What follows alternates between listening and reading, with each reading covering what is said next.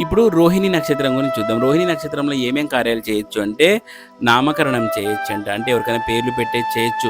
వివాదము అంటే మళ్ళీ కొట్లాట్లు, కొట్లాడి సావచ్చు అనే ఉందనమాట. తర్వాతొచ్చేసి సీమంతం. ఆహ్, భార్యలకు సీమంతం ప్రక్రియ కూడా మనం రోహిణిలో చేయొచ్చు. అన్నప్రాసన, తర్వాత ఉపనయనము, యజ్ఞయాగాదులు, తర్వాతొచ్చేసి శాంతి కర్మలు, హోమ కర్మలు, వాస్తు కర్మలు, నూతన వస్త్రధారణ. కొంతమందికి బట్టల పిచ్చి భయంకరంగా ఉంటుందండి. వాళ్ళు ఈ రోహిణి నక్షత్రంలో బట్టలు కొనేసి బ్రహ్మాండంగా ఎంజాయ్ చేయొచ్చు అని ఉంటుంది.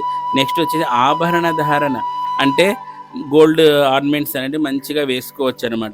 నెక్స్ట్ వచ్చేసి బాయి తోవుటకు, తర్వాతొచ్చేసి విద్యారంభం. ఏదైనా మీరు ఎడ్యుకేషన్‌గా ముందరికెళ్ళాలనుకున్నప్పుడు కూడా రోహిణి నక్షత్రం చాలా అద్భుతంగా పనిచేస్తుంది. పదవీ స్వీకారం. మనం చూస్తుంటాం కొంతమంది టీవీల్లో ఎమ్మెల్యేలు, ఎంపీలు, చిన్న చిన్న ఇప్పుడు